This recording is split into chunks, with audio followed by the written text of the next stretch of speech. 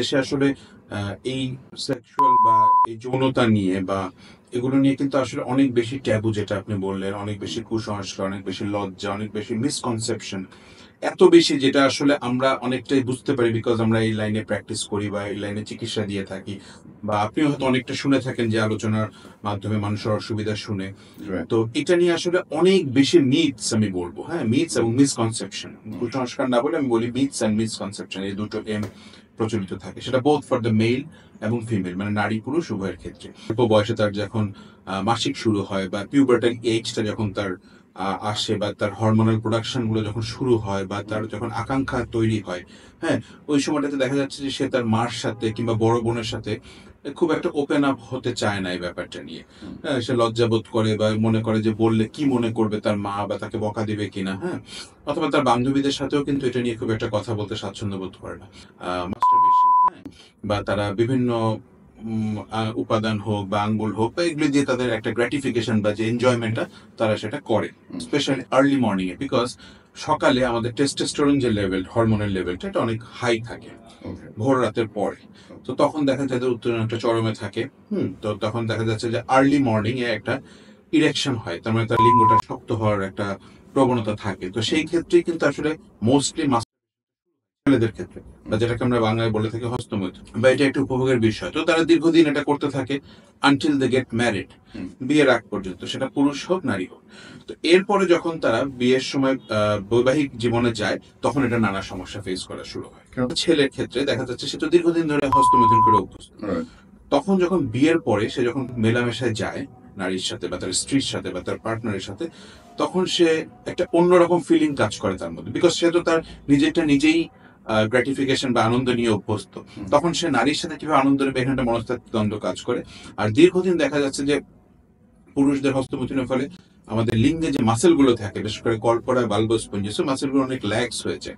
শুরুতে বলিনি, এই অনুষ্ঠানটার সকল নারী পুরুষের জন্য যাদের বয়স 14 বছরের উপরে এবং যাদের শরীর সম্পর্কে জানাটা জরুরি বলে মনে হয়। আমাদের প্রত্যেকের জীবনের জন্য চর্ম, যৌন, মনস্তত্ত্ব, এই পুরো ব্যাপারটা খুব জরুরি। অথচ এই সাবকন্টিনেন্টে, বাংলাদেশ, ভারত, পাকিস্তান, এই অঞ্চলে আমরা নিজেদের শারীরিক শিক্ষা সম্পর্কে একেবারেই অজ্ঞ। না কোথাও সুযোগ আছে, না মুরব্বীদেরকে জিজ্ঞেস করতে পারি, না পাঠ্যপুস্তকের অন্তর্ভুক্ত। যাদের কাছ থেকে আমরা শিখি, অধিকাংশ সময় ভুল শিখি। আজকে একজন শিক্ষক আমাদের সঙ্গে আছেন, একজন ডাক্তার আমাদের সঙ্গে আছেন, doctor Mehran Hossain, MBBS Dhaka, DBBS BSMU, FRCH London, চর্ম, অ্যালার্জি, সেক্স এবং চুল বিশেষজ্ঞ, dermatologist, aesthetic surgeonist, aesthetologist, sex medicine and dermatologist surgeon, সহকারী অধ্যাপক ছিলেন তিনি ইউএস বাংলা মেডিকেল কলেজ, প্রাক্তন কনসালটেন্ট ছিলেন আনোয়ার খান মডার্ন হসপিটাল, প্রাক্তন RMO পলিফ্যামিলি হসপিটাল, এবং কাজ করেছেন তিনি অনেকগুলো হসপিটালে। এখন তিনি কাজ করছেন সিটি হসপিটাল লিমিটেডে। মেহরান সাহেব, thank you so much for giving us time. Thank you আপনাদেরকেও যে আমাকে আপনার শোতে ইনভাইট করার জন্য। আমরা খুব এক্সাইটেড কেন, যে মানুষ মন খুলে কথা বলতে পারে না, মন খুলে জানতে পারে না। এটা একটা ট্যাবু আমাদের জন্য, একদম গ্রামাটিক্যালি ট্যাবু। এবং এই ব্যাপারটা নিয়ে আপনি খুব সুন্দর কাজ করছেন, দীর্ঘদিনের অভিজ্ঞতা আপনার। So, আমার ধারণা আমরা অনেক উপকৃত। ডাক্তার, অনেকগুলো প্রশ্ন, একদম কাট টু কাট প্রশ্ন যেতে চাই। ছেলে এবং মেয়ে বোথ পার্টি হস্তমৈথুনের ব্যাপারে অনেক বিভ্রান্তিতে ভোগে। এই জিনিসটা ভালো, খারাপ, উচিত না, বিজ্ঞান কি বলে? এটা খুব সুন্দর একটা কোয়েশ্চেন। সুন্দর এই কারণে বলবো যে আমাদের দেশে আসলে এই সেক্সুয়াল বা এই যৌনতা নিয়ে বা এগুলো নিয়ে কিন্তু আসলে অনেক বেশি ট্যাবু, যেটা আপনি বললেন, অনেক বেশি কুসংস্কার, অনেক বেশি লজ্জা, অনেক বেশি মিসকনসেপশন, এত বেশি যেটা আসলে আমরা অনেকটাই বুঝতে পারি বিকজ আমরা এই লাইনে প্র্যাকটিস করি বা এই লাইনে চিকিৎসা দিয়ে থাকি, বা আপনিও হয়তো অনেকটা শুনে থাকেন যে আলোচনার মাধ্যমে মানুষের অসুবিধা শুনে। তো এটা নিয়ে আসলে অনেক বেশি মিথস, আমি বলবো, হ্যাঁ, মিথস এবং মিসকনসেপশন, কুসংস্কার না বলে আমি বলি মিথস অ্যান্ড মিসকনসেপশন, এই দুটো প্রচলিত থাকে, সেটা বোথ ফর দ্য মেল এবং ফিমেল, মানে নারী পুরুষ উভয়ের ক্ষেত্রে। তো আমি প্রথমে নারীদের ক্ষেত্রে আসছি। নারীরা এই ব্যাপারটা দেখা যাচ্ছে যে তার অল্প বয়সে তার যখন মাসিক শুরু হয় বা পিউবার্টাল এজটা যখন তার আসে বা তার হরমোনাল প্রোডাকশন গুলো যখন শুরু হয় বা তার যখন আকাঙ্ক্ষা তৈরি হয়, হ্যাঁ, ওই সময়টাতে দেখা যাচ্ছে যে সে তার মার সাথে কিংবা বড় বোনের সাথে খুব একটা ওপেন আপ হতে চায় না এই ব্যাপারটা নিয়ে। হ্যাঁ, সে লজ্জাবোধ করে বা মনে করে যে বললে কি মনে করবে তার মা বা তাকে বকা দিবে কিনা, হ্যাঁ, অথবা তার বান্ধবীদের সাথেও কিন্তু এটা নিয়ে খুব একটা কথা বলতে স্বাচ্ছন্দ্য বোধ করে না। তো তার মনের মধ্যে একটা আকাঙ্ক্ষা তৈরি হয়। অনেক সময় দেখা যাচ্ছে যে ওই আকাঙ্ক্ষা থেকে সে যখন একাকিত্ব সময় থাকে কিংবা কোনো কিছু একটা উত্তেজনাকর কিছু একটা দেখে ফেললো টেলিভিশন বা সোশ্যাল মিডিয়াতে, তখন সে একটা অনুভূতি তার মধ্যে তৈরি হয়। এই অনুভূতি থেকেই দেখা যাচ্ছে যে যেটাকে আমরা বলি মাস্টারবেশন, হ্যাঁ, বা তারা বিভিন্ন উপাদান হোক বা আঙ্গুল হোক বা এগুলো দিয়ে তাদের একটা গ্র্যাটিফিকেশন বা যে এনজয়মেন্টটা তারা সেটা করে। ঠিক তেমনি সেটা ছেলেদের ক্ষেত্রে, হ্যাঁ, পুরুষের ক্ষেত্রে দেখা যাচ্ছে যে একটা যখন বয়ঃসন্ধিকালটা যখন আসে, পিউবার্টাল এজটা যখন আসে, সেটা কারো 14 হতে পারে, কারো 16 হতে পারে, কারো 15, 18 ইত্যাদি, কারো 13তেও হতে পারে। তখন তাদের চরম একটা উত্তেজনাকর অবস্থা তৈরি হয়, specially early morning A, because সকালে আমাদের টেস্টোস্টেরন যে লেভেল, হরমোনের লেভেলটা এটা অনেক হাই থাকে ভোর রাতের পরে। তো তখন দেখা যায় যে উত্তেজনাটা চরমে থাকে। তো তখন দেখা যাচ্ছে যে আর্লি মর্নিং এ একটা ইরেকশন হয়, তার মানে তার লিঙ্গটা শক্ত হওয়ার একটা প্রবণতা থাকে। তো সেই ক্ষেত্রেই কিন্তু আসলে মোস্টলি মাস্টারবেশনটা শুরু হয় ছেলেদের ক্ষেত্রে, বা যেটাকে আমরা বাংলায় বলে থাকি হস্তমৈথুন। তো এই হস্তমৈথুনটাকে ছেলে মেয়ে অনেকে একটু করতে করতে দেখা যাচ্ছে যে তারা এটাকে একটা স্বাভাবিক পর্যায়ে নিয়ে যায়, যে করছে, তারা একটা মজা পাচ্ছে, একটা উপভোগ করছে, একটা গ্র্যাটিফিকেশন পাচ্ছে, তো তারা মনে করে যে এটা একটা আনন্দ বা এটা একটা উপভোগের বিষয়। তো তারা দীর্ঘদিন এটা করতে থাকে আনটিল দে গেট ম্যারিড, বিয়ের আগ পর্যন্ত, সেটা পুরুষ হোক নারী হোক। তো এরপরে যখন তারা বিয়ের সময় বৈবাহিক জীবনে যায়, তখন এটা নানা সমস্যা ফেস করা শুরু হয়।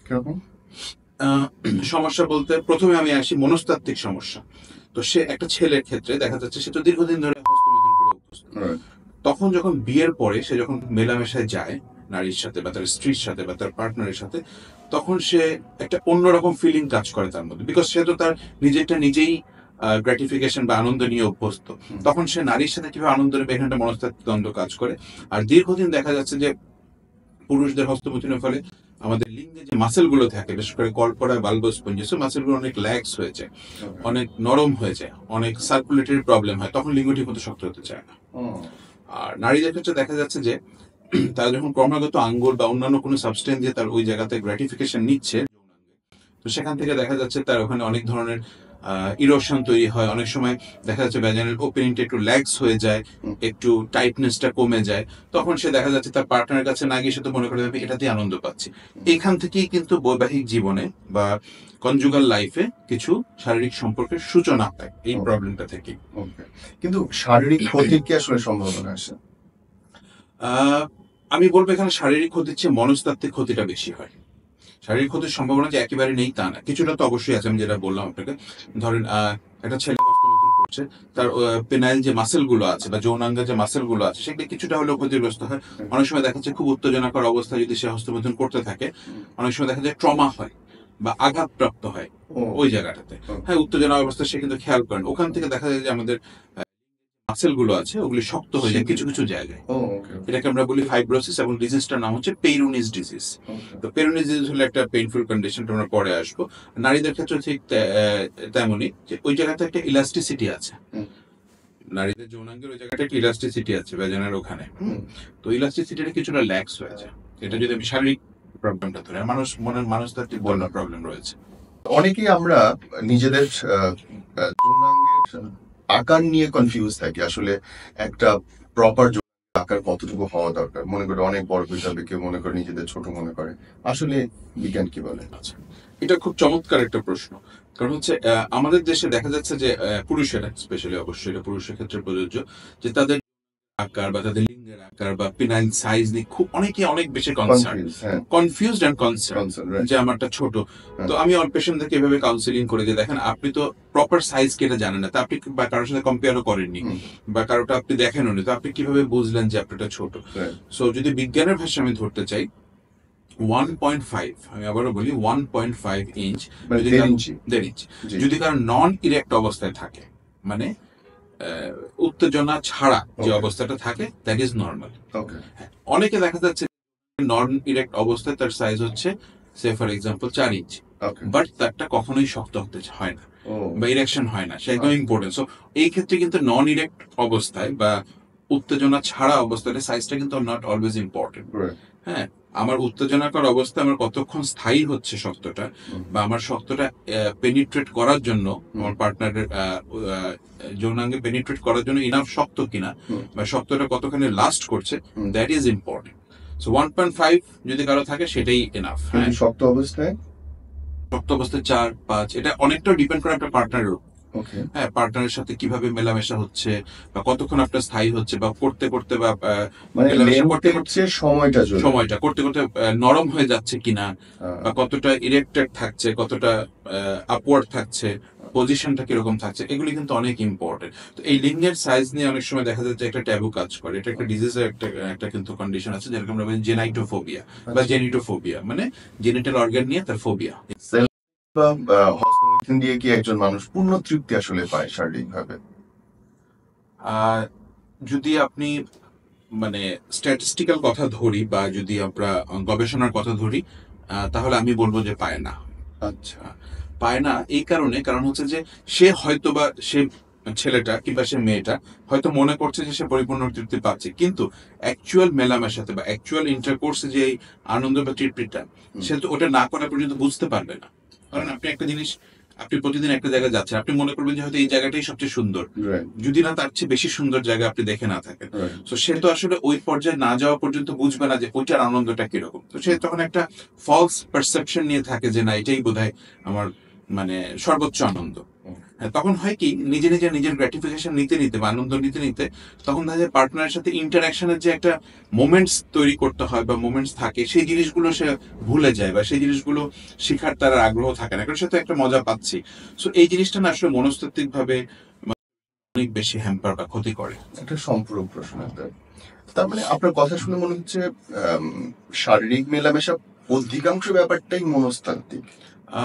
বলা যায় কিছু, এই ক্ষেত্রে বলা যায় যে এটা কিছু আমরা সাইকোসেক্সুয়াল ডিসঅর্ডার বলি, মানে মনস্তাত্ত্বিক এবং শারীরিক। শারীরিকের মধ্যে আবার অনেকগুলো ভাগ আছে, যেমন অ্যানাটমিক্যাল ইস্যু, তারপর হচ্ছে ফিজিওলজিক্যাল ইস্যু, এন্ডোক্রাইনোলজিক্যাল মানে হরমোনাল ইস্যু। হ্যাঁ, তো এই ধরনের ইস্যু। আর অধিকাংশ একটা ব্যাপার হচ্ছে মনস্তাত্ত্বিক একটু সাইন্টিফিক, এটা অনেক বেশি সম্পর্কিত। আমি আস্তে আস্তে আসবো। প্রকৃতির উপরে বা জায়গা অবস্থানের উপরে কি মানুষের শারীরিক চাহিদা আকাঙ্ক্ষা নির্ভর করে কোনো কারণে? খুব খুব, যেমন আপনার একটা সাউন্ড পরিবেশ, কিংবা ধরেন যেখানে সাউন্ড বলতে কোয়াইট বা চুপচাপ জায়গা, বা একটা ঠান্ডা জায়গা, হ্যাঁ, যেখানে কোলাহল নেই, কিংবা যেখানে ধরেন আপনার লাইটটা খুব বেশি ব্রাইট না আবার খুব বেশি ডিমও না, একটা সুদিং লাইট যেটাকে আমরা বলি, বা একটা জায়গার অ্যারোমা, একটা জায়গার সুন্দর গন্ধ বা ফ্র্যাগনেন্স, এগুলি প্রত্যেকটা মানে পারিপার্শ্বিকতায় কিন্তু আমাদের আকাঙ্ক্ষা বা চাহিদার জন্য ইম্পর্টেন্ট। আচ্ছা। হ্যাঁ, এই ধরেন আপনি একটা সুন্দর একটা রুমে ধরেন আপনি আপনার স্বামী স্ত্রী মেলামেশা করবেন, সেই রুমটা যে ধরেন সুন্দর একটা স্মেল আছে, এই জিনিসটা কিন্তু আপনার ব্রেইনে একটা সিগন্যাল দিবে, একটা গুড ফিলিং তৈরি করবে। আচ্ছা, মানে একটা সুগন্ধি ম্যাটার করে। সুগন্ধে অনেক ম্যাটার করে। এটা একটা সুগন্ধি, একটা সুন্দর লাইট আপনাকে একটা অ্যাম্বিয়েন্স তৈরি করবে, এই অ্যাম্বিয়েন্সে সুন্দর অ্যাম্বিয়েন্সের সিগন্যালটা আপনার ব্রেইনে যাবে। সমস্ত কিছু তো আমাদের কন্ট্রোল করে ব্রেইন। আমাদের ক্ষুধা লাগা, আমাদের আকাঙ্ক্ষা, আমাদের ঘুমের চাহিদা সব তো ব্রেইন থেকে আসে। সো ব্রেইনের সিগন্যালটা পৌঁছাবে, তখন আপনাকে একটা আনন্দ দিবে। ঠিক তেমনি ধরেন পার্টনার যদি ক্লিন থাকে, একজন যদি পরিষ্কার পরিচ্ছন্ন থাকে, তাহলেও কিন্তু আকাঙ্ক্ষা চাহিদার উপর অনেকাংশে প্রভাব পড়ে। বয়স, কোন বয়সের গেলে বা কোন বয়সের পর থেকে একজন ছেলে বা মেয়ে নিজের শারীরিক চাহিদা পূরণ করার জন্য অতিরিক্ত উদ্গ্রীব হয় এবং তার পক্ষে নিজেকে আটকে রাখা সম্ভব না বা বিয়ে দিয়ে দেওয়া দরকার বলে আপনার মনে হয়? আচ্ছা, এটা একটু ভ্যারি করে পার্সন টু পার্সন বা পিপল অনুযায়ী একটু ভ্যারি করে। যেমন আপনার মেয়েদের ক্ষেত্রে বলা হয় যে যখন থেকে তার মাসিক শুরু হয় বা যখন থেকে তার পিরিয়ড শুরু হয়, তারপর থেকে কিন্তু আকাঙ্ক্ষাটা শুরু হয়। যেমন কারো 14, কারো 15, কারো 16, বাট প্র্যাকটিক্যালি চিন্তা করলে তো 14-15 বছর বয়সে আমরা বিয়ে দিতে পারবো না একটা মেয়েকে। তো সেই ক্ষেত্রে এই জন্যই কিন্তু মেয়েদের বয়সটা একটু মিনিমাম যেটা করা যায় বাংলাদেশের আইন অনুযায়ী সেটা হচ্ছে 18, যদি if I am not wrong, তো 18 থেকে করে। আর ছেলেদের ক্ষেত্রেও চাহিদাটা হয় হচ্ছে 15 থেকে 16 অথবা 16 থেকে 17-র মধ্যে, একটু পরে হয় স্টার্টটা, কারণ ছেলেদের তো মাসিক ওই ধরনের ব্যাপার স্যাপার নেই। তো 16-17-তে তাদের আকাঙ্ক্ষাটা একদম শুরু হয়। 19-20 বছর বয়সে যে একদম পিকে থাকে, পিকে আসলে অনেকদিন থাকে, তো ওই সময় আকাঙ্ক্ষাটা অনেক বেশি থাকে, এই জন্য তাদের বয়সটা আসলে 21 করা হয় আর কি। হ্যাঁ, 18 এবং 21। এখন প্র্যাকটিক্যালি অনেক সময় 18-21 তো বিয়ে করা সম্ভব হয় না, এস্টাবলিশমেন্টের ব্যাপার থাকে, আয় উন্নতি, রোজগারের ব্যাপার থাকে, পড়াশোনার ব্যাপার থাকে। তো সেই ক্ষেত্রে আমার মনে হয় প্রাপ্তবয়স্ক ছেলে বা মেয়ের যত তাড়াতাড়ি সম্ভব বিবাহ বন্ধনে আবদ্ধ হওয়াটাই উত্তম। কিন্তু বাস্তবতা তো একদম ভিন্ন। বাস্তবতা অনেকটাই 27, ভিন্ন। ছেলেদের 27, মেয়েদের 25। ছেলেদের 26-27, মেয়েদের 23-24-25 হ্যাঁ, বাস্তবতা। ওই যে একটু কারো পড়াশোনার ব্যাপার থাকে, কারো একটা মনে করেন তার চাকরি মানে কি এই যে বাকরির লেট ম্যারেজ, এটা কি শরীরের জন্য ক্ষতিকর? অবশ্যই ক্ষতিকর। এটা অবশ্যই শরীরের জন্য ক্ষতিকর। বিশেষ করে ধরেন একটা মহিলা বা মেয়ে যদি দেরিতে বিয়ে করে, তাহলে তার তো একটা রিপ্রোডাক্টিভ লাইফের তো একটা পিরিয়ড থাকে মেয়েদের। ধরলাম 15 থেকে 40, অথবা 18 থেকে 42, তারপরে তো তার মাসিক বন্ধ হয়ে যাচ্ছে। তো আপনার একটা মেয়ে যদি 30-32-এ যদি সে বৈবাহিক বন্ধনে আবদ্ধ হয়, তাহলে তো সে অলরেডি তার 14-15 বছর কিন্তু নষ্ট শেষ। হয়ে গেল রিপ্রোডাক্টিভ লাইফের, হ্যাঁ। এবং তার যৌন আকাঙ্ক্ষা এনজয় করার সময়টাতে। তো সুতরাং এটা শরীরের উপর প্রভাব পড়ছে। সেক্সের তো অনেক সাইন্টিফিক আপনার মেলামেশার উপকার অনেক আছে। উপকার আছে, তো সেটা থেকেও সে বঞ্চিত হচ্ছে। ঠিক তেমনি ছেলেদেরও, ছেলেদের চেয়ে মেয়েদের বেশি, কারণ মেয়েদের তো একটা চাইল্ড বিয়ারিং এজ থাকে, একটা রিপ্রোডাক্টিভ লাইফ থাকে। হ্যাঁ, হ্যাঁ। যে এত পরে মাসিক বন্ধ হয়ে যাবে, বাচ্চা হওয়া বন্ধ হয়ে যাবে। তো সেটার অবশ্যই শারীরিক প্রভাব আছে, শারীরিক মানসিক মানসিক প্রভাবও কিন্তু অনেক। ডাক্তার, আরো একটা সম্পর্ক প্রশ্ন। 40 বা 42 একটা মেয়ের মাসিক বন্ধ হয়, তারপরে কি তার শারীরিক চাহিদা থাকে? শারীরিক চাহিদা থাকে, শারীরিক চাহিদা থাকে, বাট কিছু কিছু ক্ষেত্রে মেনোপোজ যেটাকে আমরা বলি, মাসিক কারো 42, কারো 44, কারো 45-এ বন্ধ হয়ে যাবে, শারীরিক আকাঙ্ক্ষা বা চাহিদা থাকে, কিন্তু অনেকাংশে কমে যায়। বিকজ মেনোপোজ হওয়ার পরে তার কিছু হরমোনাল অ্যাক্টিভিটি কমে যায়, তার কিছু হরমোন বন্ধ হয়ে যায়, তার অন্যান্য পোস্ট মেনোপোজাল যে সিমটম গুলো থাকে এগুলো আস্তে আস্তে ডেভেলপ করে। তো সেই ক্ষেত্রে আকাঙ্ক্ষাটা অনেক কমে যায়। অনেক ক্ষেত্রে দেখা যায় যে তার যৌনাঙ্গে যে একটা ধরনের রস নিঃসরণ আমরা বলি বা সিক্রেশন হয়, সেটার অংশটা অনেকটা কমে যায়, ভ্যাজাইনাল ড্রাইনেস চলে আসছে। এই জিনিসগুলো কিন্তু তখন তার মধ্যে আর হয়। ছেলেদের? ছেলেদের ক্ষেত্রে আসলে ওইরকম কোনো বয়সের ব্যাপারটা নেই, বাট যদি একটা ছেলে সে ফর এক্সাম্পল অ্যাবাভ 50 যদি সে বাচ্চা কাচ্চা নেয়, বাচ্চা কাচ্চা তো মেয়ে নিবে, but সে যদি তখন তার আহ, মানে তার স্ত্রীর মাধ্যমে বাচ্চা নেওয়ার প্ল্যান করে, তখন কিন্তু তার স্পার্ম কোয়ালিটিটা ডিটোরেট করে কিছু কিছু ক্ষেত্রে। আচ্ছা। হ্যাঁ, তার আকাঙ্ক্ষা আসলে ছেলেদের ওভাবে বলা যাবে না যে এই সময় কমে যাবে আফটার 50 বা আফটার 40 বা আফটার 55, বাট ওই বাচ্চা নেওয়ার সময় যে সিমেন্ট কোয়ালিটিতে অনেক কোয়ালিটেটিভ কিছু চেঞ্জেস আসে। পুরুষদের একদিকে বাঁকা থাকে অনেক সময়, এটা কি রোগ নাকি স্বাভাবিক? আচ্ছা, আমরা জানি যে পুরুষদের যে লিঙ্গটা সেখানে কিন্তু কোনো বোনস নাই, মানে হাড্ডির স্ট্রাকচার নেই, জি। পুরোটাই আমাদের মাসেল বলতে গেলে।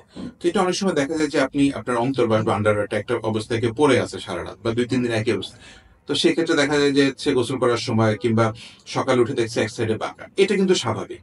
কিন্তু একটা রোগ আছে যেটা বলা হয় পেরুনিস ডিজিজ। হুম। হ্যাঁ, যেটাতে লিঙ্গের যে মাসেল গুলো আছে সেটা কিছু কিছু জায়গায় শক্ত হয়ে যায়, সেই ক্ষেত্রে বেঁকে যায় এক সাইডে কন্টিনিউয়াস। হুম। সেটা একটা রোগ, সেটাকে বলা হয় পেরুনিস ডিজিজ, যেটা সামটাইমস একটু ব্যথা হয়, পেইনফুল। ওকে, এবং এটা সারানো যায়? এটা সারানো যায়, বাট একটু ডিফিকাল্ট ট্রিটমেন্টটা, বাট সারানো সম্ভব। সম্পূর্ণ প্রশ্ন একটা, আন্ডারওয়্যার ছেলেদের বা মেয়েদের পরা কি কতটুকু জরুরি? এটা তো খুবই জরুরি। আন্ডারওয়্যার খুবই জরুরি এই কারণে, কারণ হচ্ছে ছেলেদের লিঙ্গের বা আমাদের যে টেস্টিসটা থাকে বা নিচে যেটাকে আমরা অনেক সময় বলে থাকি থলে বা বলস, হ্যাঁ, তো এটা যাতে একটু টান টান হয়ে থাকে কিংবা যাতে লিঙ্গের শেপটা যাতে ঠিক থাকে, সেজন্য আন্ডারওয়্যার অবশ্যই পরা দরকার। আর মেয়েদের ক্ষেত্রেও পরা দরকার, কারণ অনেক সময় দেখা যাচ্ছে যে অনেক ধরনের সিক্রেশন হতে পারে, হাইজিনাল ইস্যু থাকে, তাদের মেনস্ট্রুয়াল ইস্যু থাকে। আন্ডারওয়্যার ছেলে মেয়ে প্রাপ্তবয়স্ক উভয়ের অবশ্যই পরা উচিত, এবং সেটা খুব ঢিলাও না আবার অতিরিক্ত টাইটও না, মিডিয়াম। অনেকেরই ধারণা নেই যে কতটা সময় ধরে শারীরিক মিলন আমার হইতে হবে, বিজ্ঞান কি বলে ডাক্তার? আচ্ছা, যদি আমি একদম বিজ্ঞানের ভাষায় বলি, তাহলে দেখা যাচ্ছে যে বলা হয় যে 3 to 5 minutes, ওকে, নট 40 বা 45। নট 40 বা 45 মিনিট, নট 30 সেকেন্ডস ইভেন, মানে অনেক সময় 30 সেকেন্ডে কারো হয়ে যাচ্ছে, কারণ 2 সেকেন্ডেও কারো হয়ে 2 যায়। সেকেন্ডে হয়ে যাচ্ছে, ওগুলোকে আমরা প্রিম্যাচুর ইজাকুলেশন বলি বা Okay. দ্রুত বীর্যপতন বা আর্লি ইজাকুলেশন। 3 থেকে 5 মিনিট, কিন্তু এখানে কিছু কথা আছে, এটা কিন্তু পার্সন টু পার্সন ভ্যারি করে, মানে conjugal partners to partners vary করে। ধরেন আপনার পার্টনার 3 থেকে 3.5 মিনিটে সে তৃপ্ত, বা কারো স্ত্রী মানে ফিমেল কাউন্টার পার্টে ওই সময় তার একটা সিক্রেশনটা হয়ে গেল, তার অর্গাজমে পৌঁছায় গেল, তো সুতরাং তখন সে স্যাটিসফাইড। আবার আপনার ধরেন পুরুষের শক্ত হলো না, কিন্তু সে 5-6 মিনিট ধরে ইন্টারকোর্স করছে করছে, তখন তার পার্টনারেরও কোনো কিছু হলো না, অর্গাজম হলো না, তখন তো 7 মিনিটও এনাফ হলো না, তাই না?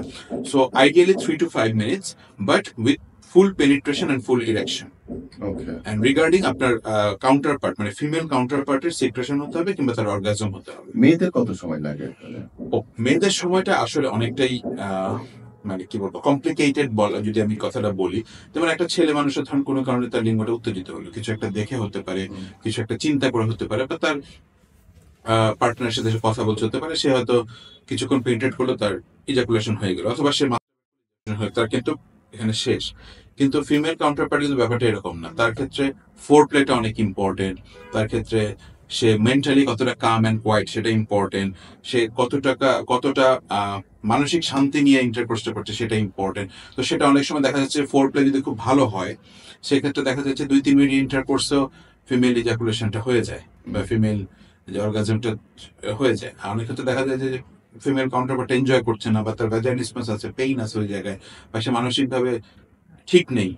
হ্যাঁ, দেখা যাচ্ছে যে হাজবেন্ডের 10 মিনিট ধরে ইন্টারকোর্স করে সে তার ইজাকুলেশন করে ফেললো, কিন্তু ওয়াইফের কিছুই হলো না বা অর্গাজমও হলো না, সে জাস্ট ওইটাতে পার্টিসিপেট করলো, বাট বোথ একসাথে এনজয় করতে পারলো না। সো ফিমেলেরটা ওইভাবে বলা যায় না আসলে কতটুকু বাকি কোন নির্ধারিত সময়টা। অনেকেই আছে জীবনে বলে যে কোনো নারীর একবারের জন্য অর্গাজমও হয় না। ছেলেদের তো বোঝা যায়, দেখা যায়। মেয়েদের কিরকম দেখা যায় বা বোঝা যায়, বা সে অনুভব করবে কি করে যে ওকে ফাইন আমি এখন তৃপ্তি সর্বোচ্চ পর্যায়ে?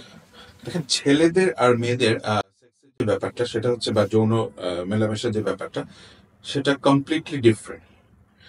অনেক আমাদের কাছে তো পেশেন্টরা আসে, বা আপনাদের কাছেও ধরেন সবাই সমস্যার কথা বলে, কাউন্সিলিং করতে আসে, যে আহ, প্রচুর মেয়ে আছে বা প্রচুর ওয়াইফ আছেন আমাদের সমাজে, জীবনে একবারের জন্য তার অর্গাজম হয়নি। এখন এখানে দুটো ব্যাপার আছে। একটা হচ্ছে একটা গ্রুপ অফ ওয়াইফ বা ওমেন যেটাই বলি না কেন, ওনারা বুঝেন যে আমাদের অর্গাজম হচ্ছে না এত বছরে, আর আরেকটা গ্রুপ আছে বুঝেই না যে অর্গাজমটা কি। বাট এরকম অনেক শুনতে খুব অবাক লাগতে পারে যে, কিন্তু এটা অনেক আছে আমাদের সমাজে। হয়তো লজ্জায় বলে না, হয়তো হাজবেন্ডের সাথে রিলেশন খারাপ হয়ে যাবে এই জন্য বলে না, বা অনেক কারণে। মানে আবার আরেকটা গ্রুপ আছে ল্যাক অফ এডুকেশন, সে জানেই না যে অর্গাজম কোনটা। এরকম অনেক অনেক আছে যে হাজবেন্ড দিনের পর দিন ইজাকুলেশন বা আর্লি ইজাকুলেশন করে সে তার কার্য সম্পাদন করছে, কিন্তু কাউন্টার পার্ট বা ওয়াইফের কিছুই হচ্ছে না। স্বামী স্ত্রীর প্রতিদিনের একই জায়গায় মেলামেশা, একটা পরিবেশের মেলামেশা কি তার সুখ বা শারীরিক মিলনের জন্য ক্ষতিকর? এটা আমি ডিরেক্টলি আসলে ক্ষতিকর বলবো না, তবে sometimes it gets monotonous, boring হয়ে যায়। বোরিং হয়ে যায়, একঘেয়ে হয়ে যায়। ধরুন আপনি প্রতিদিন একই টাইমে রুটিন করে মেলামেশা করছে স্বামী স্ত্রী, অথবা দেখা যাচ্ছে যে একই রকম পরিবেশ, একই রকম আলো, একই রকম ব্যাপার। তো কিছু কিছু ছোট ছোট জিনিস তো চেঞ্জ করা যায়। যেমন আপনার মাঝে মাঝে ধরেন একটু ডিনারে গেলেন বা একটু ঘুরতে গেলেন, ঘুরে এসে আপনারা মেলামেশা করলেন, অথবা মাঝে মাঝে ছুটি কাটালেন। হ্যাঁ, মাঝে মাঝে দেখা যায় যে আপনি একটু ঘরের ছোট ছোট ডেকোরেশন চেঞ্জ করলেন, মাঝে মাঝে লাইটিং এর কিছু ব্যাপার চেঞ্জ করলেন, মাঝে মাঝে একটা সুন্দর সুগন্ধি দিলেন, ফ্র্যাগনেন্স দিলেন, একটু চেঞ্জ করে। এমন না যে আপনার পুরো ডেকোরেশন চেঞ্জ করতে হবে ঘরের অ্যাম্বিয়েন্স চেঞ্জ করার জন্য। অথবা মাঝে মাঝে মিউজিক, আপনি রেগুলার একটা মিউজিক শুনেন, একটু চেঞ্জ করলেন, অথবা শুনেন না মিউজিক, মনে করেন একটা লাইট মিউজিক দিলেন, জাস্ট একটা যেটাকে আমরা বলি আবহাওয়াটা পরিবর্তন করা, অ্যাম্বিয়েন্সটা চেঞ্জ করা। বা ধরেন আপনার ওয়াইফকে বা আপনার পার্টনারকে আপনার যে কাপড়ে দেখতে ভালো লাগে কাপড়টা মাঝে মাঝে চেঞ্জ করা। ধরেন আপনি আপনার স্ত্রীকে সালোয়ার কামিজে দেখে অভ্যস্ত, প্রতিদিন একই সালোয়ার কামিজ পরছে, বলবেন যে ঠিক আছে তুমি এই XYZ এই ড্রেসটা পরে আমরা আজকে একটু ডিনারে যাই, তো ডিনার থেকে জাস্ট নিজেরা নিজেরা কিছু change and habits. And it works, এটা ইট কাজে। Works, it works, it really works. অনেকটা যে প্রথমে যে আমি আপনাকে বললাম যে অনেকটা ব্যাপারই কিন্তু মনস্তাত্ত্বিক। সেটা মনস্তাত্ত্বিক, কিন্তু একটা জিনিস না, অনেকগুলো জিনিস। So, অনেকগুলো জিনিসের জন্য এই ছোট ছোট ছোট ছোট জিনিস অনেক কিছুই চেঞ্জ করে। দ্রুত বীর্যপাত যেটা ছেলেদের, এইটা কি আসলে বড় রোগ, বা এটা কেন হয়, সমাধান কি? এক নম্বর যদি ধরি, এটা অবশ্যই বড় রোগ। আমরা যদি বা যৌন জীবন নিয়ে চিন্তা করি, এটা অবশ্যই একটা। মাঝে মাঝে যে কোনো পুরুষেরই দ্রুত বীর্যপতন হতে পারে, সিচুয়েশন ভেদে, সে কোনো স্ট্রেসে আছে, কিংবা এমনিই হতে পারে অনেকদিন ধরে মেলামেশা হচ্ছে না, চরম উত্তেজনা। হ্যাঁ, তো সেক্ষেত্রে হয়ে যেতেই পারে, এটা কোনো ব্যাপারে। কিন্তু দিনের পর দিন, মাসের পর মাস যদি হতে থাকে, তো তার স্ত্রী বা পার্টনার তো কখনোই স্যাটিসফাইড হবে না, সে কখনোই অর্গাজমে পৌঁছাবে না। তো দিনের পর দিন কিন্তু আপনার পার্টনারটা বঞ্চিত থাকবে, সেটা অবশ্যই একটা রোগ। কারণ যদি বলি, অর্ধেক কারণই মনস্তাত্ত্বিক। সে অ্যাংশাস থাকতে পারে, স্ট্রেস থাকতে পারে, ল্যাক অফ স্লিপ। হ্যাঁ, তো স্ট্রেস হয় কি, কর্টিসল লেভেলটা বেড়ে যায়, স্টেরয়েড হরমোনটা আমাদের শরীরে, সেটা আর্লি ইজাকুলেশন করে। আর যদি শারীরিক সমস্যা ধরি, অনেকগুলো সমস্যা আছে, যেমন যারা অতিরিক্ত স্থূলকার ওবিস তাদের প্রিমেচার মোটা যারা তাদের হতে পারে, হরমোন কমে গেলে হতে পারে, বা যাদের এন্ডোক্রাইন প্রবলেম আছে যেমন ডায়াবেটিস আছে, থাইরয়েডের প্রবলেম আছে, খাবার দাবারের কিছু ইস্যু থাকে, এগুলি বিভিন্ন ইস্যু থাকে। আর ট্রিটমেন্টও ভিন্ন রকম, যেমন ওষুধের কিছু ট্রিটমেন্ট আছে, এক্সারসাইজের কিছু ট্রিটমেন্ট আছে, কিছু থেরাপি আছে, হ্যাঁ, যেমন শকওয়েভ থেরাপি হোক, পিশট হোক, এগুলো অনেক ব্যাপার আছে থেরাপি। সো ডিফারেন্ট ডিফারেন্ট পেশেন্টে আমরা ডিফারেন্ট ভাবে ট্রিট করে থাকি, বাট এটা অবশ্যই একটা প্রবলেম। এবং এটা সারানো যায় একটু সময় লাগে। যারা বিয়ে করতে যাচ্ছে বা যাবে কিছুদিনের মধ্যে, তাদের কোন ব্যাপারগুলো আসলে পরীক্ষা করা উচিত বা দেখা উচিত বিয়ের আগে? প্রশ্নটা খুবই সুন্দর।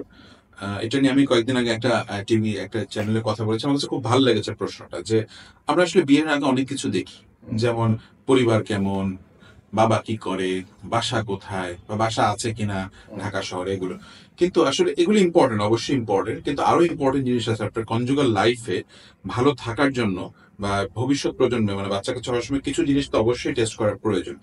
যেমন স্বামী স্ত্রীর ক্ষেত্রে আমি বলবো কিছু ইনফেকশাস ডিজিজের স্ক্রিনিং গুলো যদি আমরা করে ফেলি, যেমন ভিডিআরএল টিপিএইচএ অথবা দেখা যাচ্ছে এইচবিএস-এইচই মানে হেপাটাইটিস বি সি, এই টেস্ট গুলো যদি আমরা করে ফেলি আগে, তাহলে কিন্তু আমরা জানতে পারবো যে কারো কোনো এসটিডি রিলেটেড প্রবলেম আছে কিনা। এসটিডি কিন্তু যে শুধু অবৈধ মেলামেশার ফলে হয়, অবৈধ বলবো না, মানে মেলামেশার ফলেই যে হয় ব্যাপারটা তা না। এসটিডি কিন্তু ধরেন আপনার কোনো কেউ ব্লাড নিল বা কাউকে ব্লাড দিল, নিডেল থেকে হতে পারে, অথবা মানে স্যালাইভা থেকেও ছড়াতে পারে। ধরেন কেউ একটা গ্লাসে পানি খেয়ে গেল, ওই সে ইনফেক্টেড, ওই গ্লাসটাতে না ধুয়ে আমি একটা রেস্টুরেন্টে খেয়ে ফেললাম, স্যালাইভাটা আমার পেটে চলে গেল, ওখান থেকেও কিন্তু হেপাটাইটিস বি সি ছড়াতে পারে। হ্যাঁ, সো এই ছোট ছোট জিনিসগুলো কিন্তু অনেক ইম্পর্টেন্ট। আপনি রেগুলার সেলুনে চুল কাটছেন, সেলুনের খুর কতজন কি ইউজ করে, যদি চেঞ্জ না করে এখান থেকে হেপাটাইটিস বি সি, সিফিলিস, আপনার মনে করেন যে এইচআইভি পর্যন্ত ছড়াতে পারে। সো এই টেস্টগুলো কিন্তু স্বামী স্ত্রী করে নিতেই পারেন বিয়ের আগে। আরেকটা হচ্ছে যে তাদের ব্লাড গ্রুপিং, কারো পজিটিভ নেগেটিভ ব্লাড আছে কিনা, বা ওই হেমোগ্লোবিন ইলেকট্রোফোরেসিস করে আমরা জানতে পারি কেউ বিটা থ্যালাসেমিয়া মাইনর আছে কিনা। এই ছোট ছোট পরীক্ষাগুলো যদি আমরা করে নিই, তাহলে কিন্তু থাকলে সেই অনুযায়ী আমরা স্টেপস নেব। কিন্তু আমরা কিন্তু এগুলোর থেকে খুব একটা আগ্রহ থাকে না, বা বলতে লজ্জা লাগে এই টেস্টগুলো কেন করাবো, অনেকে অবশ্য মাইন্ডও করে থাকে। সো আমার মনে হয় এখানে একটু ওপেন আপ হওয়াটা খুব ভালো।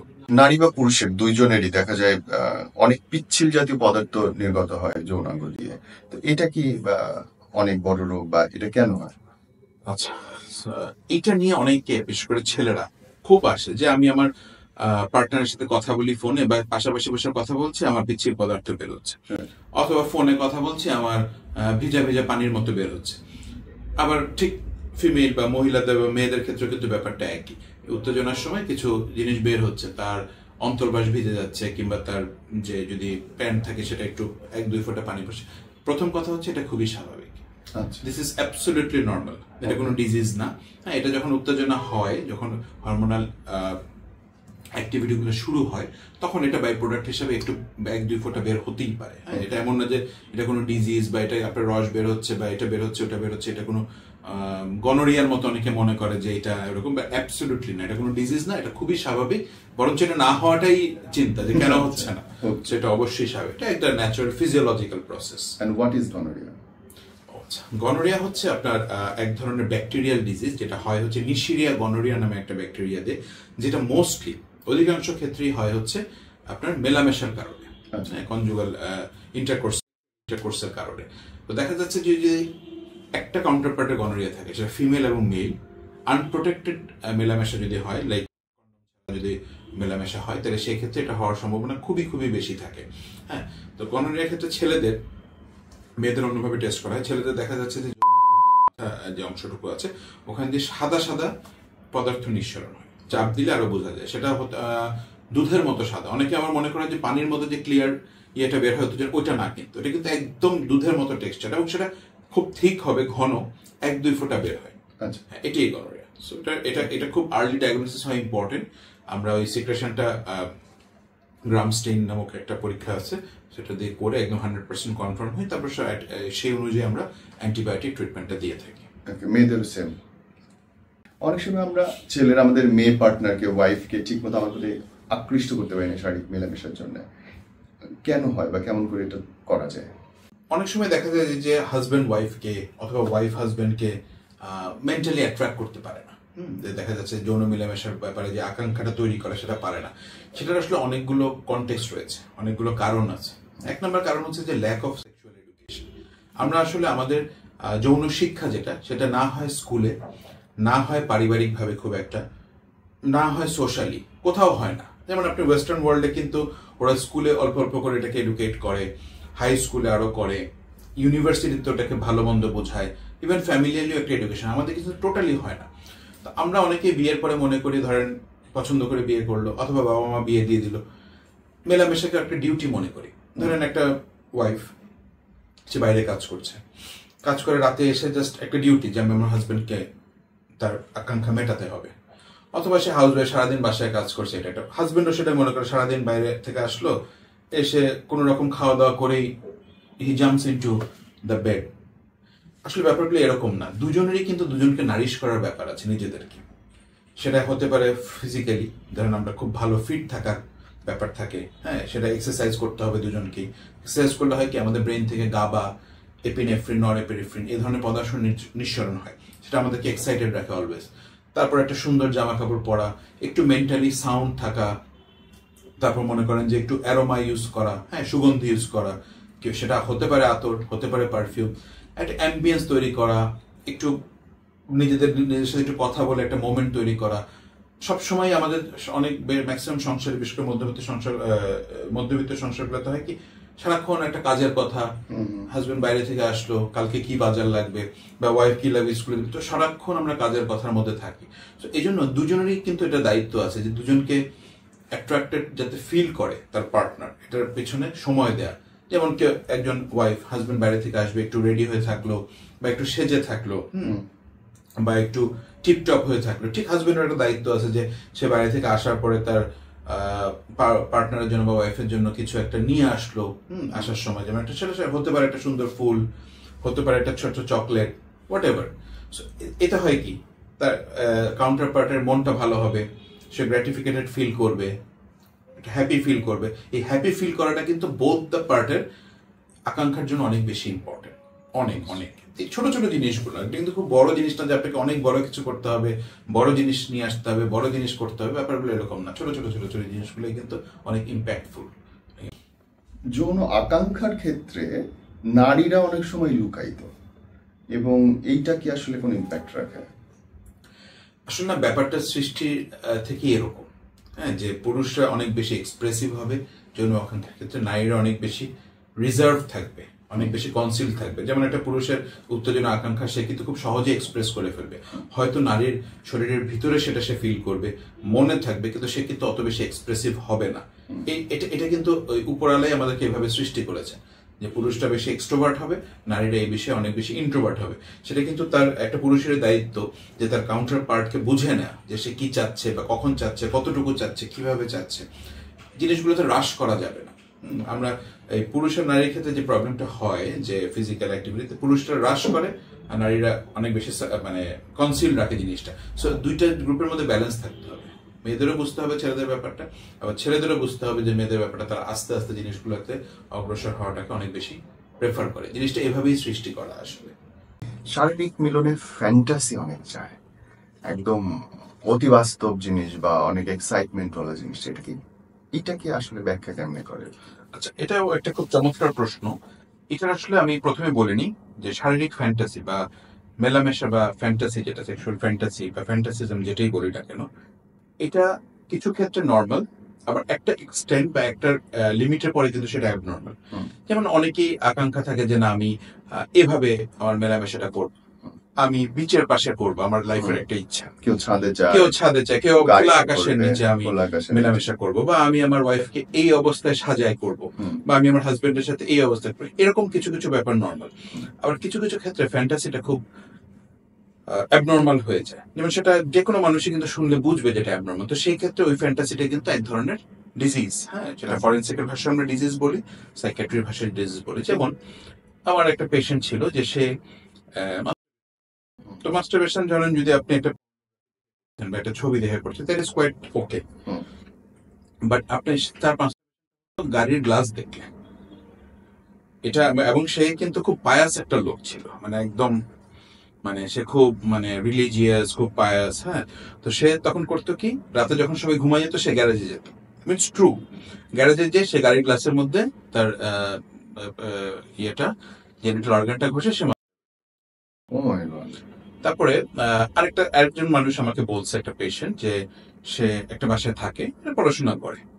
তো সে মাঝে মাঝে যখন বিকালে ছাদে যায়, তখন অন্যান্য বাসার মানুষের যে কাপড়গুলো ঝুলানো থাকে, হ্যাঁ, সেটা হতে পারে প্যান্ট, হতে পারে শাড়ি, হ্যাঁ, বা অন্যান্য কাপড় চোপড়, এগুলি দেখে তার প্রচন্ড অর্গাজম হয়। প্রচন্ড অর্গাজম হওয়ার পর সে করতো কি, কাপড়গুলো নিয়ে নিয়ে বাসায় যেত। ও মাই গড। বাসায় যে রাতের বেলা ওই কাপড়টা দিয়ে সে, এই ধরনের অনেক রকম ফ্যান্টাসি আছে, মানে সেটা এত রকম আছে যে সেটা শুধু আমরা ডাক্তাররা মানুষের কাছ থেকে শুনি দেখে, বা আপনারা কাউন্সিলিং করেন, আপনারা জানেন দেখে জিনিসগুলো বুঝতে পারেন। তো এই ধরনের ফ্যান্টাসিতে যখন চলে যায়, যেটা কিনা সবার কাছেই শুনলে আনইউজুয়াল বা অথবা নর্মাল মনে হয়, সেটা তো অবশ্যই একটা সাইকোলজিক্যাল ইস্যু বা সাইকোলজিক্যাল ফেনোমেনা। আর যদি স্বাভাবিক হয় যে না, আমি ওইভাবে করবো, আমি আমার পার্টনারের সাথে এভাবে মেলামেশাটা করবো, সেটা সেই ফ্যান্টাসিটা কিন্তু নর্মাল এবং সুন্দর। সামটাইমস ফ্যান্টাসি থাকা কিন্তু দরকার। হ্যাঁ, সেটা আপনার অনেক বেশি উত্তেজনা এবং উপভোগ্য করে সামটাইমস। ডাক্তার, রোল প্লেটা শারীরিক মিলনের জন্য উপকারী না ক্ষতিকর? এটা তো অবশ্যই অনেক বেশি উপকারী। ধরেন রোল প্লে আমার মনে হয় যে থাকা প্রয়োজন। প্রয়োজন বলতে ধরেন আপনি সে ফর এক্সাম্পল আপনি আনম্যারিড, হ্যাঁ, আপনি আপনার পার্টনারকে কিভাবে দেখতে চান বা কিভাবে দেখলে আপনার গ্র্যাটিফিকেশন বা উত্তেজনা আসে, সেটা বোধ ছেলে মেয়ে দুজনের ক্ষেত্রে প্রয়োজন। যেমন অনেক ছেলেরই থাকে যে ঠিক আছে, আমার ওয়াইফ অ্যাপ্রন পরবে, সে ডক্টর হবে, হ্যাঁ, ভবিষ্যতে যে আমার বউ হবে সে ডক্টর হবে, এটাতে তার একটা ভীষণ আকাঙ্ক্ষা তৈরি হয়। তারপরে সেম একটা মেয়ে হয়তো চিন্তা করলো যে আমার হাজবেন্ড বা ফিউচার হাজবেন্ড যে হবে, সে সবসময়, সে ধরেন মনে করলাম যে সবসময় এমন একটা চাকরি করবে যে সুন্দর করে স্যুট টুট পরে থাকতে হয়, বা এই জাতীয়, বা এমন একটা সুন্দর একটা ইউনিফর্ম পরতে হয় যাতে তাকে খুব ফিট লাগে, সুন্দর লাগে। এটা খুবই ইম্পর্টেন্ট।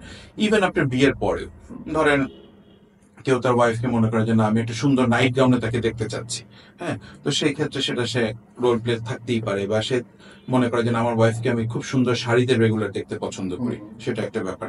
ঠিক তেমনি সে তার হাজবেন্ডকে মনে করেন যে একটা শার্টে দেখতে চায়, অথবা একটা সুন্দর টি শার্ট হাফ প্যান্ট পরা অবস্থায় দেখতে চায়, বা ফুল প্যান্ট পরা, হোয়াট এভার, এক একজনের জন্য এক রকম। হ্যাঁ, তো এটা অবশ্যই একটা ইম্পর্টেন্ট, এবং আমি মনে করি এটা থাকা উচিত। এটা প্রত্যেকটা কাপলের মধ্যেই থাকা উচিত। ভিন্নভাবে দেখলে পেলে আগ্রহটা বাড়ে, এবং এই জিনিসগুলোই কিন্তু মনস্তাত্ত্বিক ব্যাপার।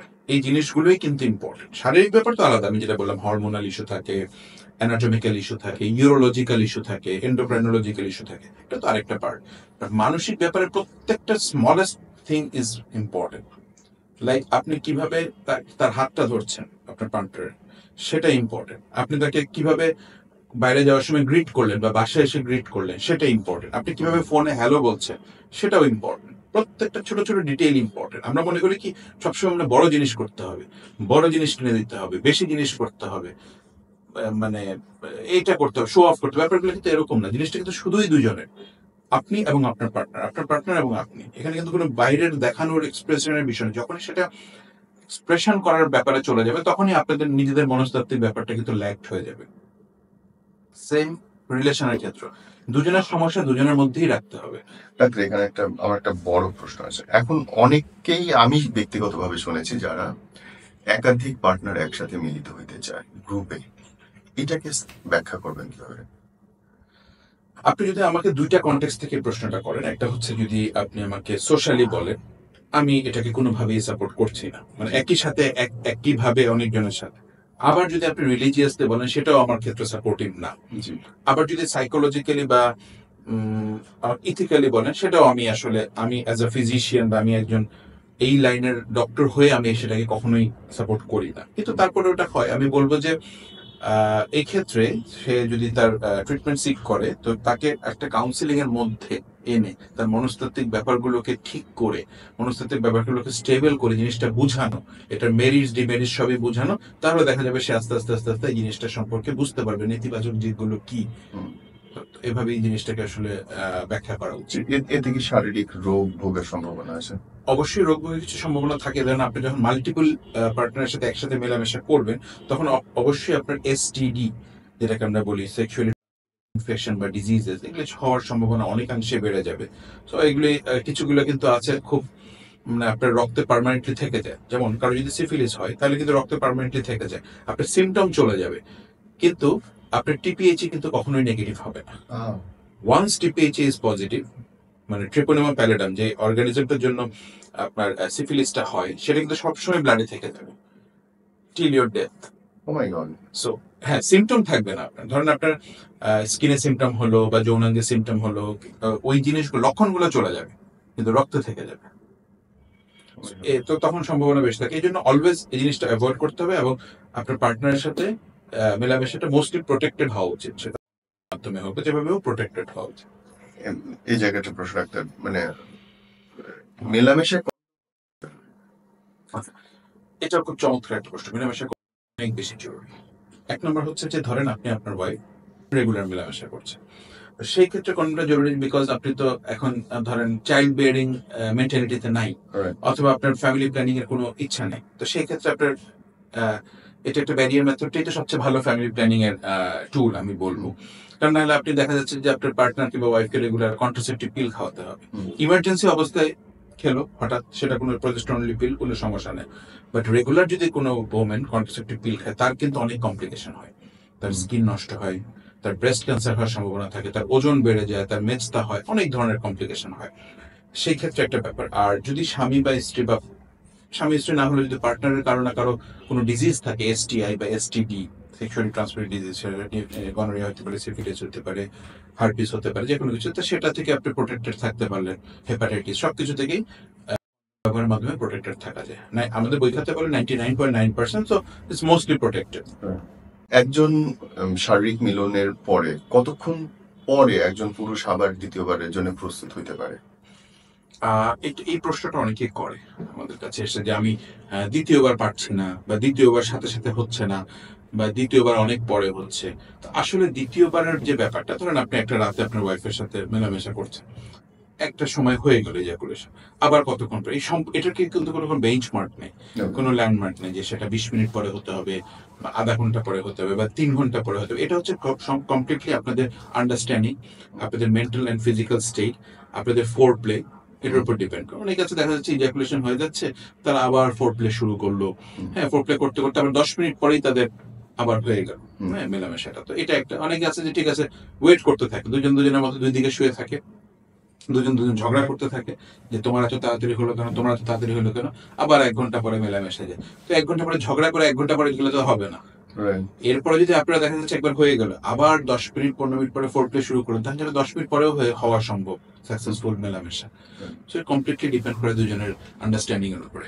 ডাক্তার, অনেক সময় দেখা যায় যে ছেলেরা বাইরে ইজাকুলেশন করে, তো এটাতে কি মেয়েদের জন্য বা পার্টনারের জন্য কোনো ডিমেরিট কিনা?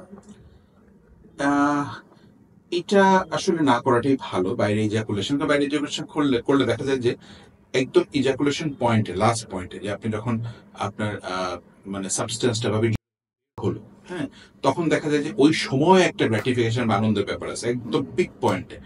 আপনি যখন সেটা বাইরে ইজাকুলেশন করবেন, হ্যাঁ, সেটা যদি ফ্যামিলি প্ল্যানিং ইস্যু থেকে হয় তো ফাইন, যে ঠিক আছে আমি চাচ্ছি না যে আমার পার্টনার প্রেগনেন্ট হোক। বাট যদি একদম ফুল ফ্লেজেড আপনি গ্র্যাটিফিকেশন বা আনন্দ পেতে চান, তাহলে আমার মনে হয় ইজাকুলেশনটা ভিতরে করাই ভালো। স্বামী যদি কোনো দীর্ঘদিন ধরে স্ত্রীর প্রতি পরিপূর্ণ তৃপ্তি দিতে পারছে না মাসের পর মাস, বছরের পর বছর, স্ত্রী তাহলে কি কিভাবে নিজেকে তৃপ্ত করতে পারে, বা তার কি করা উচিত? এটাও একটা খুব প্র্যাকটিক্যাল প্রশ্ন, যেটা আমি আসলে প্রচুর পেশেন্টদের মধ্যে দেখি, কেউ বলে কেউ বলে না। তো মোস্টলি দেখা যায় যে যেটা বলা হয় যে অনেক মেয়ে বা অনেক ওয়াইফ কিন্তু জীবনে একবারও পরিপূর্ণ মেলামেশার যে আনন্দ বা ফুল অর্গাজম যেটা, সেটা কিন্তু কখনোই সে এক্সপিরিয়েন্স করে না। কেউ এটা বোঝেই না, আবার কেউ বুঝেও এটাকে সহ্য করে।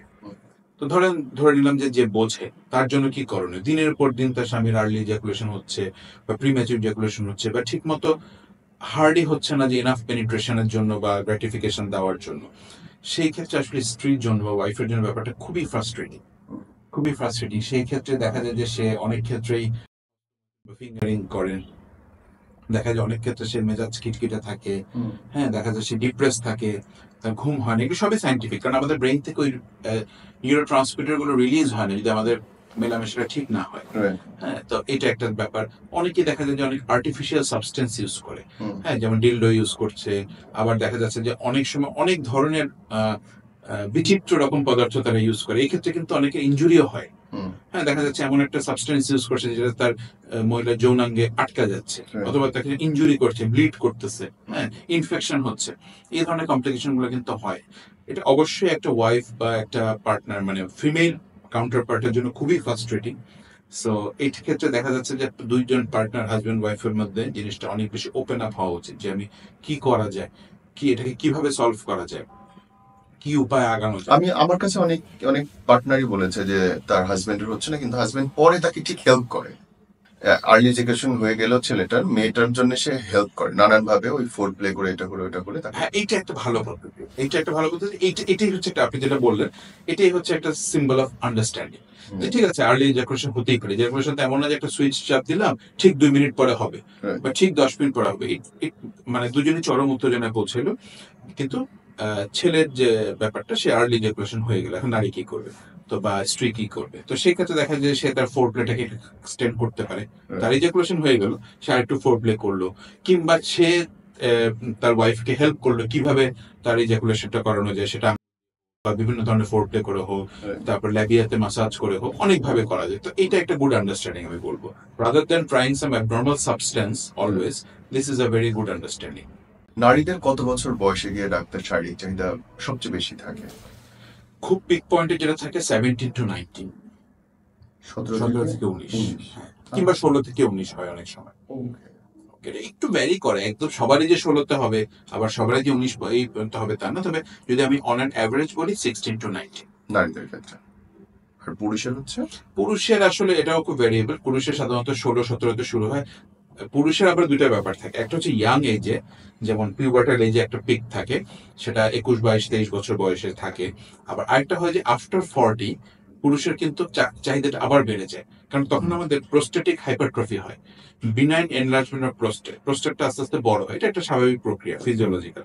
যখনই তার বিনাইন প্রোস্টেটিক হাইপারপ্লেসিয়া হয়, তখন কিন্তু তার বিভিন্ন অ্যানাটমিক্যাল কারণ আছে, মেকানিজম আছে, ওইটার কারণে কিন্তু তার চাহিদাটা আস্তে আস্তে বাড়তে থাকে।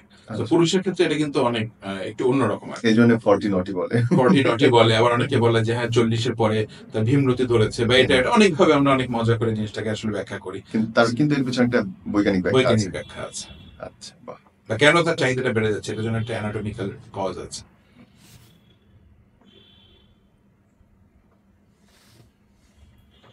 Okay.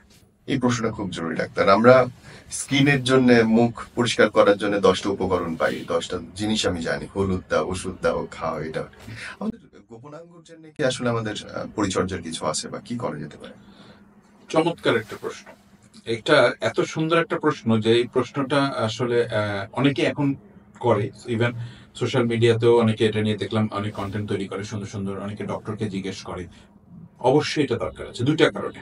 একটা হচ্ছে আপনার অপরিষ্কার থাকলে বা ইন্টিমেট অর্গান বা ইন্টিমেট এরিয়া যদি অপরিষ্কার থাকে, অনেক ডিজিজ হতে পারে, ফাঙ্গাল ডিজিজ, ভাইরাল ডিজিজ, দাউদ হতে পারে, আপনার ফুসফাসটা হতে পারে, তারপর দেখা যাচ্ছে যে ওখান থেকে ক্যান্ডিডা ইনফেকশন হতে পারে, অনেক ধরনের, এটা গেল একটা। আর দ্বিতীয় হচ্ছে মেলামেশার সময় যদি আপনার পার্সোনাল হাইজিনটা ঠিক না থাকে, বা ধরেন আপনার আহ, মানে ওই জেনিটাল এরিয়া থেকে একটা ব্যাড স্মেল আসছে, সেটা পুরুষ হোক কিংবা নারী হোক, তো সেই ক্ষেত্রে তো আসলে তার কাউন্টার পার্টির ইচ্ছাটাই চলে যাবে। Sure. একটা গুড অর্ডার বা সুগন্ধি কিন্তু আপনার লিবিডো বা আকাঙ্ক্ষার জন্য অনেক বেশি ইম্পর্টেন্ট সাইন্টিফিক্যালি। হুম। আর সেক্ষেত্রে অবশ্যই ইন্টিমেট হাইজিনটা ইম্পর্টেন্ট। অবশ্যই আপনি সুন্দর ফ্র্যাগনেন্স ইউজ করবেন, ওখানকার জন্য আলাদা আলাদা ওয়াশ পাওয়া যায়, যেটা আপনাকে সারাদিন অডর ফ্রি মানে দুর্গন্ধ মুক্ত রাখবে এবং জীবাণু মুক্ত রাখবে। তারপর আপনার অন্তর্বাস মানে রেগুলার ক্লিন করা, বা মানে মোটামুটি একটা ক্লিন পড়া, বা সবসময় এটা খুবই দরকার। এটা আসলে খালি বাহ্যিক সৌন্দর্য হলে হবে না, মানে যেটাকে আমরা বলি উপরে ফিটফাট ভিতরে ফিটফাট না, ওইরকম সদরঘাট, তো ওইটা হলে তো হবে না, আসলে ভিতরেও ফিটফাট থাকতে হবে, দ্যাট ইজ মোর ইম্পর্টেন্ট। কারণ ইন্টিমেট অবস্থায় দেখা যাচ্ছে যে ফোরপ্লের সময় অনেক ধরনের অ্যাক্ট হয়, হ্যাঁ, আমরা বলি কানিলিঙ্গাস হয়, ফেলাশিয়া হয়, হ্যাঁ, তো এই ধরনের অ্যাক্টিভিটির জন্য তখন দেখা যাচ্ছে একজনের জন্য অনেক ক্লোজে চলে আসে। তো ওই ইন্টিমেট পার্ট থেকে যদি একটা ব্যাড স্মেল আসে, ইন্টিমেট পার্ট থেকে যদি একটা নোংরা কিছু একটা বোঝা যায় বা একটা ভাইব তৈরি হয়, সেটা খুবই ডিসগাস্টিং জিনিসটা, মানে সেটা কোনো পার্টির জন্য খুবই একটা, হ্যাঁ, খুব সহনীয় কিছু না, বা খুব স্বস্তিকর কিছু না। ডাক্তার, এই জায়গায় একদম সম্পূর্ণ প্রশ্ন আমার, যে ব্যাড স্মেল আসে যেটা নারী বা পুরুষ, সেটা কি কোনো আসলে ডিজিজ নাকি কেন? আচ্ছা, এটা দুটা কারণে হয়। ব্যাড স্মেল আসাটা। একটা হয় ডিজিজের কারণে, যেটাকে আমরা বলি ব্রোমহাইড্রোসিস, আমি আসছি ওটাতে।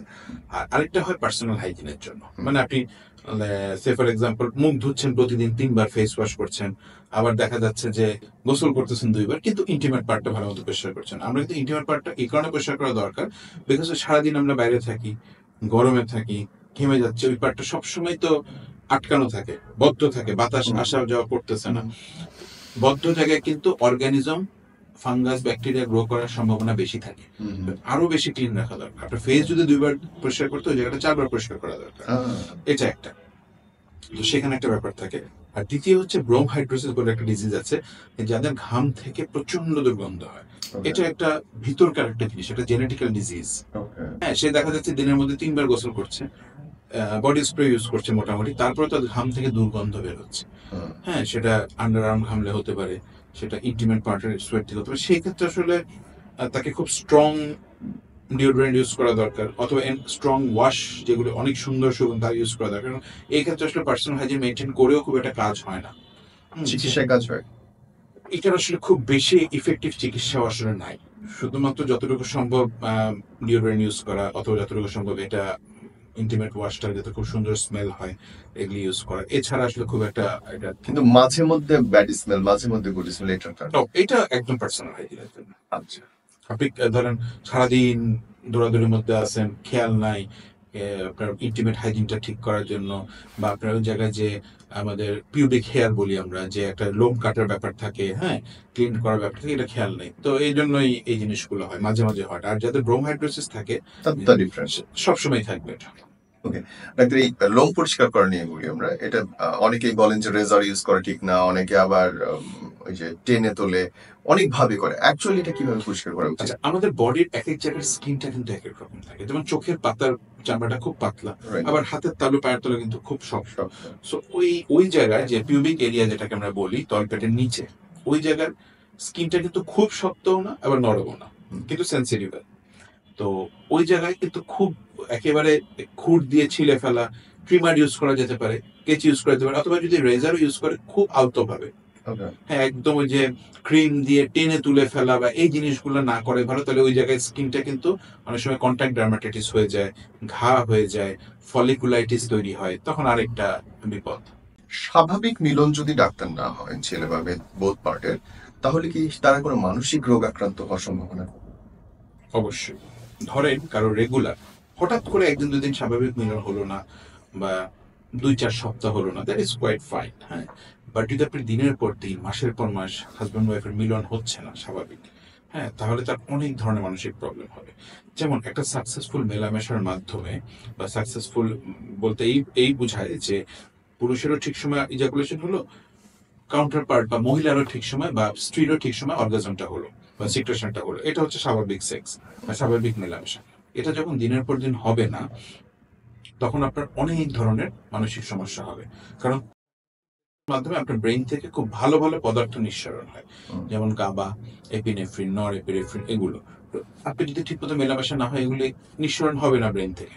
তো দেখা যাবে আপনার মেজাজ খিটখিটে থাকবে, দুজনের আন্ডারস্ট্যান্ডিং বা রিলেশনশিপ খারাপ হবে, বিষণ্ণতা হবে, ডিপ্রেশন হবে, খুব বেশি ডিপ্রেশন হয়, ঘুম হবে না ঠিক মতো, ল্যাক অফ স্লিপ হবে না। এই জন্য বলে good sex is always important for good sleep. এটা খুবই খুবই ইম্পর্টেন্ট। হ্যাঁ, তো দেখা যাচ্ছে যে এটা আমাদের বই খাতাতেও বলে, এটা অনেক রিসার্চও বলে। তো এই দিকে তো সবই মানসিক প্রবলেম তৈরি হবে। না ঘুম হলে কি হবে? আপনার মেজাজ খিটখিটে হবে, বিষণ্ণতা হবে, কর্মদক্ষতা কমে যাবে, আপনি অফিসে, ওয়ার্ক প্লেসে আপনি হঠাৎ করে রেগে যাবেন, ঠিক মতো কনসেন্ট্রেশন দিতে পারবেন না। দিনের পর দিন মেলামেশা ঠিক মতো না হলে কিন্তু কাজেও মনোযোগ, কনসেন্ট্রেশন কিন্তু কমে যায়। এগুলি সবই সাইন্টিফিক। ডাক্তার, অনেক সময় মেলামেশার সময়ও অনেক নারী পূর্ণ পোশাক খুলতে বা ছাড়তে অপছন্দ করেন, বা সেটা মানসিক একটা অস্থিরতা কাজ করে। এটা অনেক পুরুষই পছন্দ করেন না। এই ক্ষেত্রে উপায়টা কি আসলে? এই ক্ষেত্রে উপায়টা আসলে দুজনকে সলভ করতে হবে। মানে ধরেন, যেটা বললাম যে একটা অ্যাক্টিভিটি মানে সেক্সুয়াল অ্যাক্টের সময় পুরুষরা কিন্তু অ্যাক্টিভ রোল প্লে করে, অ্যাক্টিভ পার্ট, আর মেয়েরা হচ্ছে রিসিভিং এন্ডে থাকে, এবং তাদের অ্যাকশন রিয়াকশন সবই কিন্তু স্লো থাকে, আর পুরুষরা থাকে অ্যাগ্রেসিভ। আল্লাহ তাআলা আমাদেরকে এভাবেই তৈরি করেছে যে পুরুষরা হবে aggressive due to testosterone hormone, আর নারীরা হবে সাপ্রেসিভ, তার যে প্রোজেস্টেরন ইস্ট্রোজেন হরমোন আছে সেটার কারণে। তো তো সেই ক্ষেত্রে এটা দুজনের আন্ডারস্ট্যান্ডিং এর মধ্যেই করতে হবে।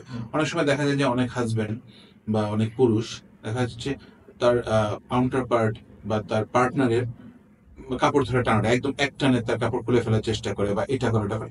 এটা হয় কি তাতে সে লজ্জাবোধ করতে পারে, সে অস্বস্তি ফিল করতে পারে বা সে ইনসাল্টেড ফিল করতে পারে। হ্যাঁ, তো সে যদি সেটা পছন্দ না করে, ওয়াইফ যদি সেটা পছন্দ না করে, তাহলে কিন্তু এটা না করাটাই বেটার। হ্যাঁ, যে জোর করে আমাকে এটা করতে হবে, কোন রকম জোর খাটানো কিন্তু ম্যাডামের সাথে একেবারেই অনুচিত, একদমই অনুচিত। এবং সেটা কিন্তু ইন টার্মস অফ ফিউচার কিন্তু একটা নেগেটিভ ইম্প্যাক্ট তৈরি করে। হ্যাঁ, তখন দেখা যাবে তার পরের বার মেলামেশা করার সময় হবে এই তো আমার কাপড় ধরে আমার টান দিবে, এই যে আমার লজ্জা হরণ হবে বা এই আমাকে এভাবে ইনসাল্ট করবে। তখন সে নিজেকে মনে করে কি আমি একটা প্রোডাক্ট বা আমি একটা পণ্য বা আমি একটা এনজয়ের বস্তু। হ্যাঁ, তো এটা কিন্তু তার মনস্তাত্ত্বিক একটা প্রবলেম তৈরি করতে। সেই ক্ষেত্রে পুরুষের উচিত ঠিক তার ওয়াইফ বা তার পার্টনার যেভাবে পছন্দ করে ঠিক সেই আন্ডারস্ট্যান্ডিং অনুযায়ী তার জিনিসগুলোকে করা। ডাক্তার, যৌন মিলনের সময় অনেকেই সাব করতে নিতে পছন্দ করে, এটাতে কি আসলে কোনো নেগেটিভ বেনিফিট আছে কিনা?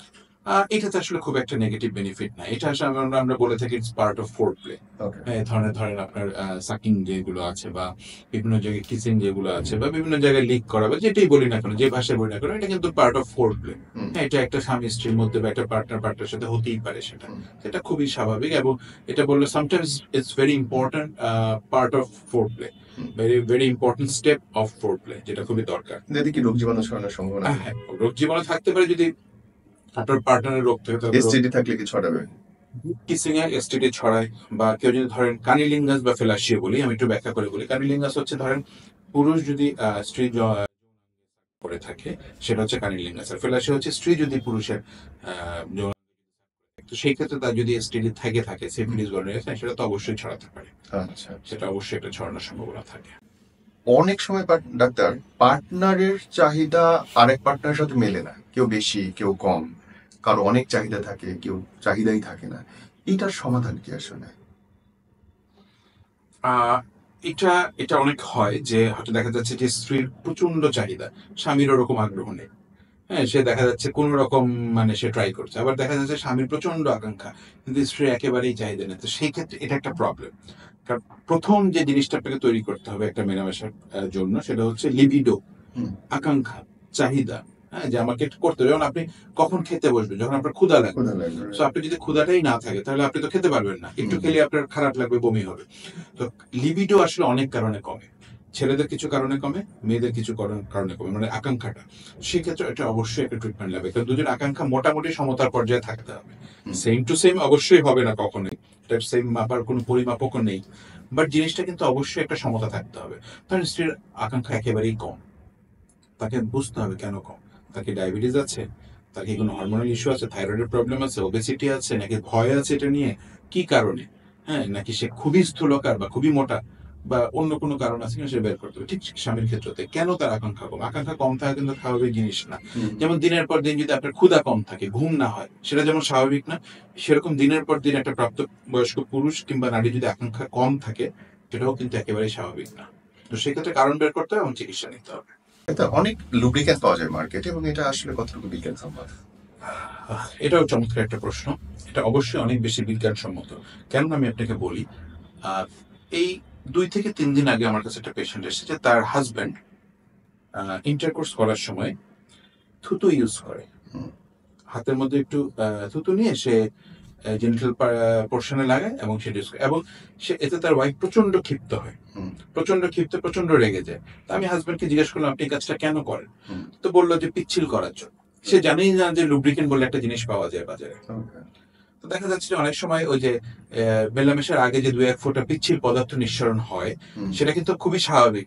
কেন স্বাভাবিক এবং জরুরি? বিকজ এটা না হলে আপনার স্বামী স্ত্রী মেলামেশার ওই যে স্মুথনেসটা হবে না, ফ্রিকশন হবে, ব্যথা হবে, ঘর্ষণ হবে, ইম্পর্টেন্ট। তো সে জানেই না যে লুব্রিকেন্ট বলে একটা জিনিস আছে। তো আমি তখন তাকে লুব্রিকেন্টের নামটা বললাম। তো লুব্রিকেন্ট আবার বাজারে অনেক রকম পাওয়া যায়, সুগন্ধি আলা। তো সুগন্ধি আলা লুব্রিকেন্ট কিন্তু একেবারে ভালো না, আপনাকে ইউজ করতে হবে মেডিকেটেড, যেটা ডাক্তার সম্মত বা ডাক্তার অ্যাডভাইস করে, সে ধরনের, নাহলে কিন্তু অনেক ধরনের অসুখ বিসুখ ছড়াতে পারে।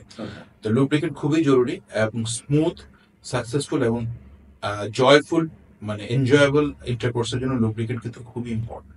সামটাইম এটা এসওএস বলি আমরা, যখন ইচ্ছা বা যখন প্রয়োজন তখন আপনি ইউজ করবেন। লুব্রিকেন্ট কিন্তু আপনি মানে বেয়ার করতে পারেন অথবা লুব্রিকেন্ট ইউজ করা যায়। হ্যাঁ, বাট এটা অবশ্যই মেডিকেটেড হতে হবে জিনিসটা। আসসালামু আলাইকুম, আমি ডক্টর মেহরান হোসেন। এখন কাজ করি সিটি হসপিটালে অ্যাজ এ কনসালটেন্ট, অ্যান্ড আমার ক্লিনিক এর নাম হচ্ছে আয়না ডার্মাভেনেরিয়াল ক্লিনিক। আমি কনসাল্ট করি চর্ম এবং স্পেশালি যৌন সমস্যাগুলো নিয়ে সিটি হসপিটালে, যেটা লালমাটিয়াতে অবস্থিত। তো যৌন এবং চর্ম এই রিলেটেড যে কোনো প্রবলেমে আপনারা আমি সহযোগিতা করার জন্য আপনাদেরকে সদা প্রস্তুত।